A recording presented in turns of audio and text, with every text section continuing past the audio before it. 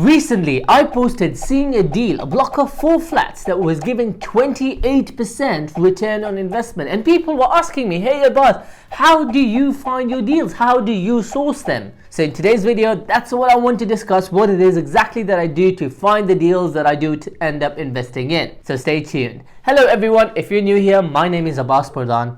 I'm a property investor and I'm an owner of an estate agency called 10x Rising. On this channel, I share with you the inside of what we go through on a day-to-day basis that may help you on your property journey. So if you enjoy the content, please smash the like button, subscribe, and hit the notification bell so you do not miss the next videos. The first thing that I do is networking. I stay connected with those people who are very well connected in the market. The people who are very well connected, you know exactly what deal is about to come in the market, which large property, which large building is going to come in the market, what is not going to come, what is going to sell, what is just recently been bought. Those guys who are fully aware of what's happening in the market, I stay in touch with those kind of people. So for example, estate agents.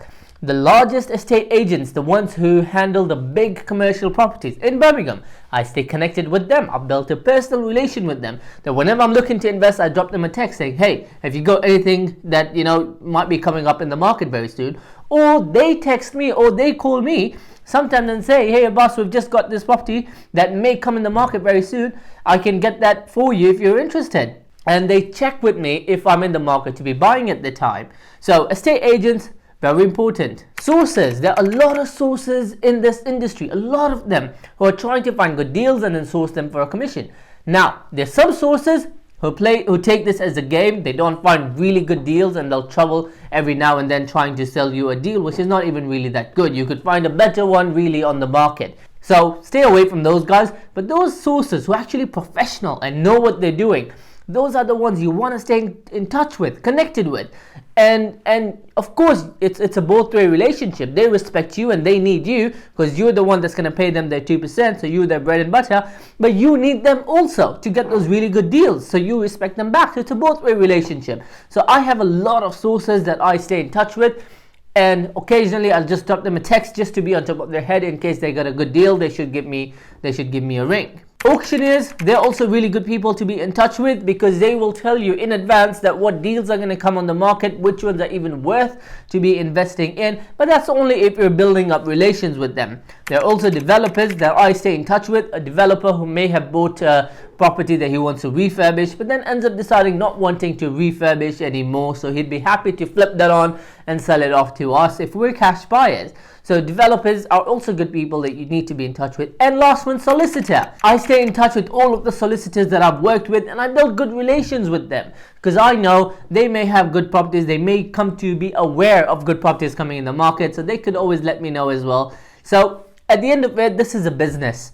And people like to do business with people they know, they like, and they trust. So if you're likable, you can be trustworthy, you need to get to know as many people out there so they can get you the best deals towards yourself. The second platform I get my deals from is Rightmove and Zoopla. Now, I don't set up alerts on Rightmove and Zoopla because Rightmove and Zoopla have that option if you want to keep alerts on them and they will inform you anytime there's a good deal that comes to the market.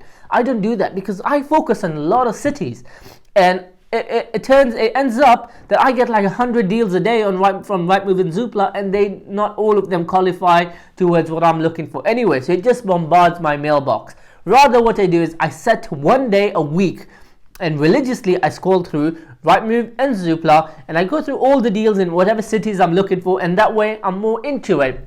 And not that if I'm keeping up alerts, there's another deal that the person is trying to sell the deal, he does not tick a box, say it's a development, but he doesn't tick a certain box and it doesn't show up in my mailbox because that's how I set my criteria for Rightmove and Zoopla, and I don't want to miss on that. So I just set up a day and I go through I spend a couple of hours that day and I'm just scrolling, trying to find good deals, shortlist them, maybe shortlist 10 to 15 that I really like, try to call up the agents the next day and try to see if I can get viewings in it. Maybe from 10, maybe 3 will be really nice and maybe 1 I'll be able to close at the end of it. Now, with Rightmove and Zoopla, you want to focus on Rightmove Residential and Rightmove Commercial. Then there's Zoopla Residential and Zoopla Commercial, because these are all 4 very different platforms.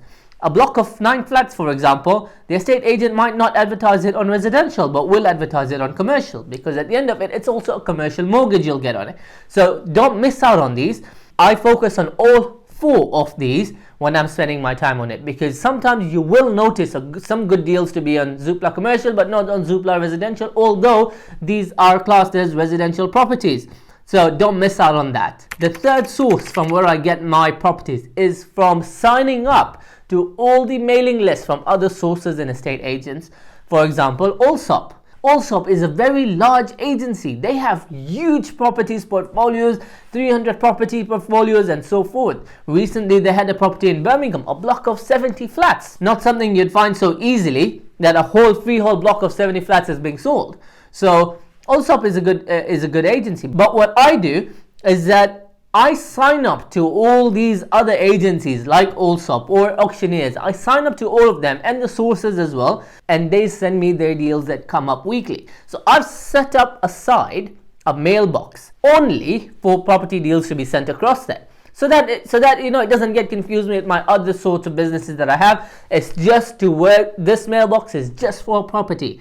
So whenever I'm looking for deals, I'm just scrolling through trying to find good deals on my mailbox as well. The fourth source that I have to get my properties is that when I'm driving around, I'm looking for boards that tell me the freeholder is looking to sell their property.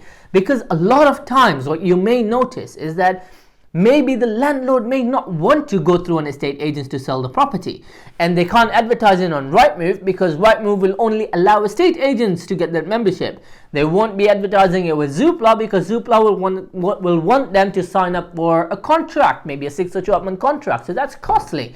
What they will tend to do is just print up a board, because that's easy to do, put up on their property, and then hope for people driving by, serious buyers, to phone them up and to get viewing. So they're in charge of the whole process themselves, and their solicitor. So when I'm driving around, I look out for boards in locations that I like, and then if I see any good deals, I just call the person and ask for a viewing, or to meet with that person, or to get more details about that property. And that's a really good way for you to find properties as well. The fifth thing that I do is auctions. So there are a couple of auctions that I feel have really good properties. For example, SDL or Bondwolf. I not only sign up to them, but I also scroll through their websites on a regular basis to see what they have available, because sometimes you could find really good deals there. Now, I don't like bidding on the auction day, because then it becomes a bit of an emotional experience, bidding war. And people tend to bid silly numbers. So what I like to do is either buy it before the auction date or after, when it hasn't sold yet. So at least I know that the vendor will accept my offer, and then I'm paying for my surveys and all the searches and for my solicitor to review the contract. All comes at a cost, but at least I know I am getting the deal. So auctions is also a good way. And the last thing that I do a lot is that I market myself. Anyone I know in property, they need to know that I'm the guy they need to call when they're looking to sell their property. Because think of it this way: if I've got a property I want to sell, and that's exactly what you are looking for, but if I don't know you, I can't sell it to you. So that's very important for everyone in your circle or around you needs to know that what you are and what kind of deals you're looking for. So I tell everyone, I'm a property investor, I need properties, I need such properties, this and this and this is my criteria. People call me up. And then it's down to me whether I like the property, do the numbers stack, or do I have to negotiate back. But the point is, everyone needs to know that you are a property investor and that you're looking for properties. Now, there are a lot of other things that you could do which I don't do. For example, I don't send out mails to people's houses expecting them to call me back, or me trying to help them sell a property, because I'm not a sourcer. Because a lot of these houses may not even be what I'm looking for. I look for blocks of flats. I like commercial properties. I like rundown properties. So I don't do that. Other people, they also run online ads. They target certain scenarios, areas, and they run ads. I don't do that either. So there are a lot of other things that other people do that works for them, but I don't do it, simply because I found what I like to do, what works for me, and I stick to it. I do experiment. If something else works for me, I keep on doing that. Likewise, that's what you gotta figure out, what works for you. So if you enjoyed this content, please smash the like button. I'll really appreciate that. And I will see you in the next one.